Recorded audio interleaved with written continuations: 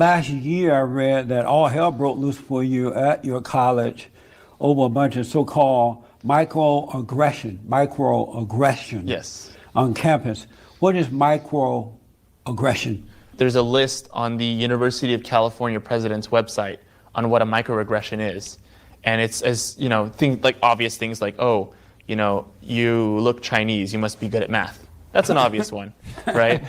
But there are other ones. That's true, though, right? Yeah. No. It should be. But that's a good assumption, man. I'd like somebody to look at me and say, hey, you must be good at math. Not for me, but for lack of a better word, I think it's dumb. Yeah. But there's, for example, the phrase professors and staff at the UC campuses are not allowed to say, I believe the best person should get the job. You're not allowed to say that? That is on the list of official microaggressions. That is insane. Yeah.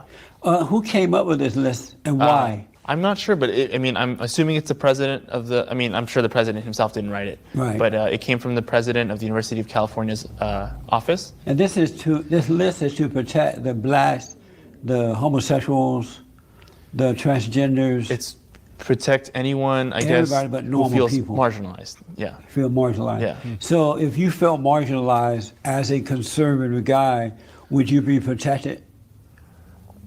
On paper, yes. I can tell you that in reality, probably not. Yeah. Why is that? That is really telling. Wow. What else is on this list? Can you tell us something else on this list that you cannot say? You're not supposed to ask someone what their ethnicity is because they look different.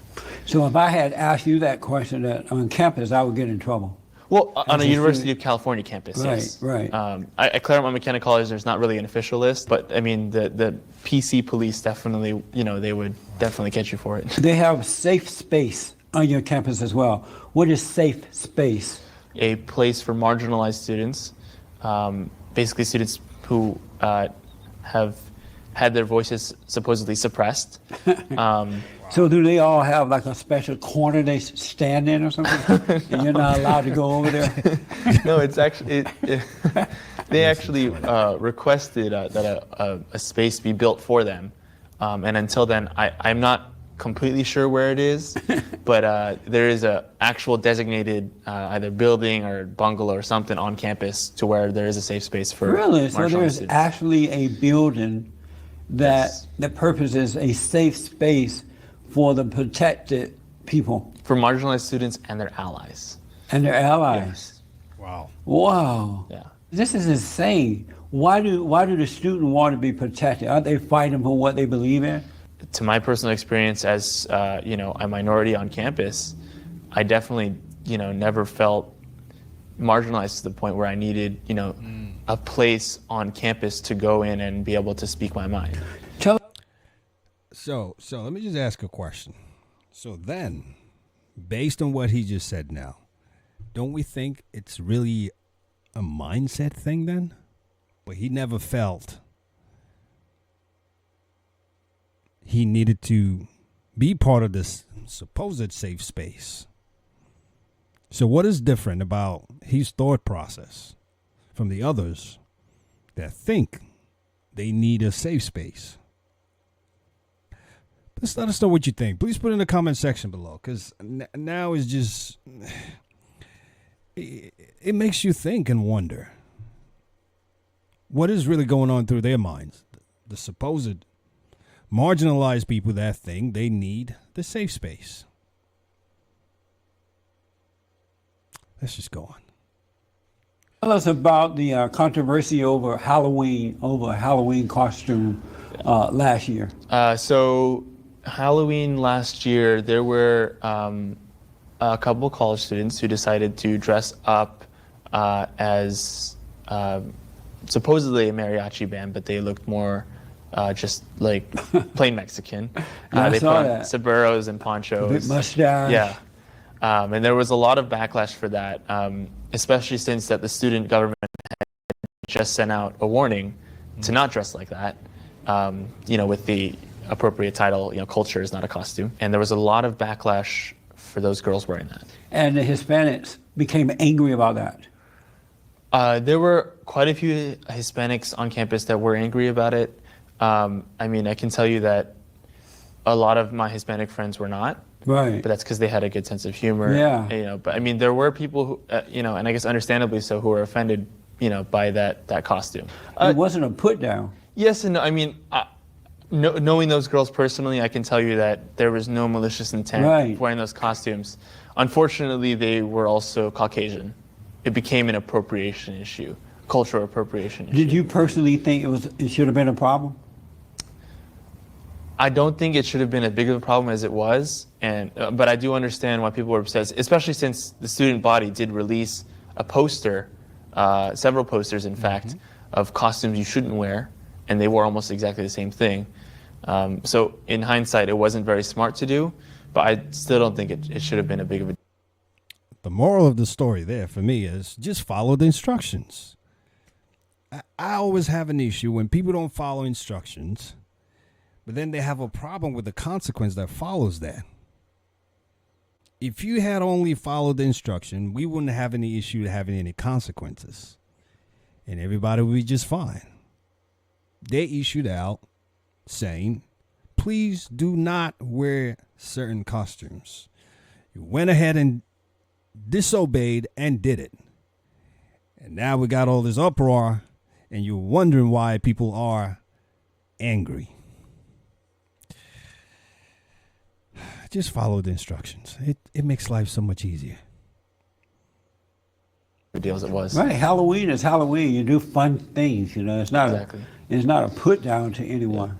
Are these people who lives in this safe space? Are they insecure people? I generally don't think so. I mean, these are the people who you know, pretty much led the protests on campus, and they have a very strong voice. I don't think they're insecure at all. Then why do they need a safe space? You don't need a safe space, right? No, absolutely not. So if they're You said not that before, insecure, Jesse. why do they need a safe space? I honestly can't answer to that. I've asked that many times, and it's more of a, you know, an equality and fairness response from them. What happened to the girls that dressed up like Mexicans? The term I'm going to use, they were basically bullied on the internet. That image was shared everywhere, and it wasn't just the two women that dressed up as Mexicans. It was every single person in that photo was. Did they have to leave that school? I don't believe that anyone left school. There was, so one of them was the junior class president, and she was not wearing the Mexican costume, but she was forced to resign and apologize to the entire campus.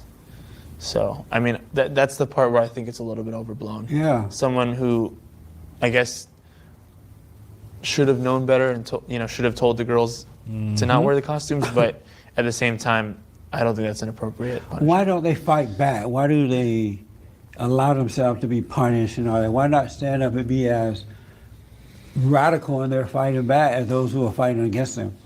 It comes down to what political correctness is now. And that's, you know, if a Caucasian person, you know, were to come out and say, hey, you know, we should be allowed to wear this kind of costume, you know, we were just having fun, that would be twisted as either racist or derogatory or discriminatory. But they don't have to fall for it. Just because someone calls your name doesn't mean you have to cave. Well, that's I true. understand. That's true. I do understand that, and I just think that these women wanted this picture to be taken off the internet. They just want to go back to their normal lives. Why are white people so hated?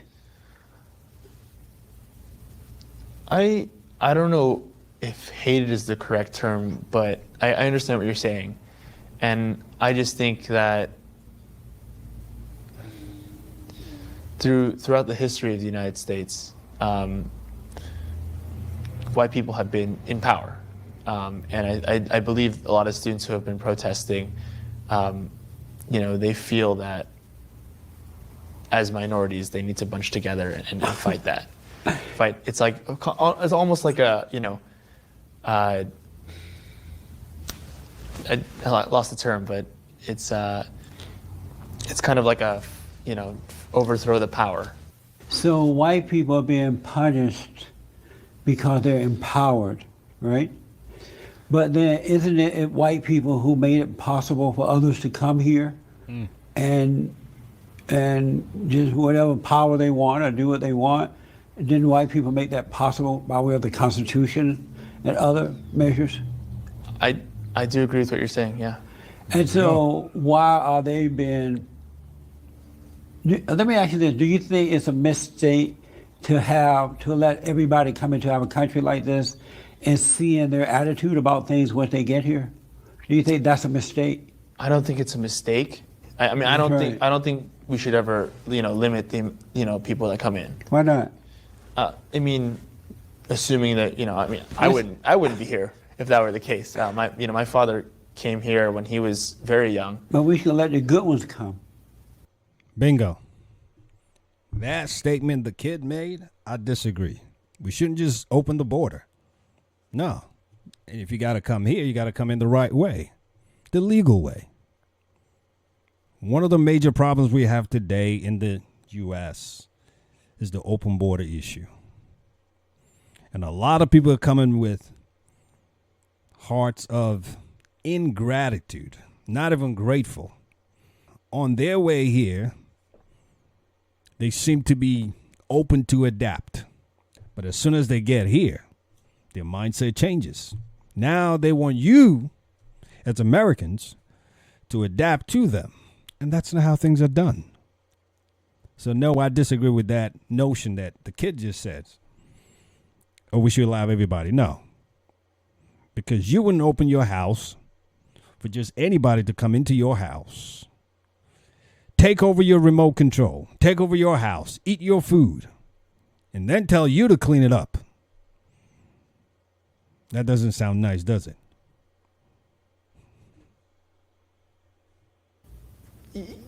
Yes, I mean, I don't disagree. I don't disagree with you.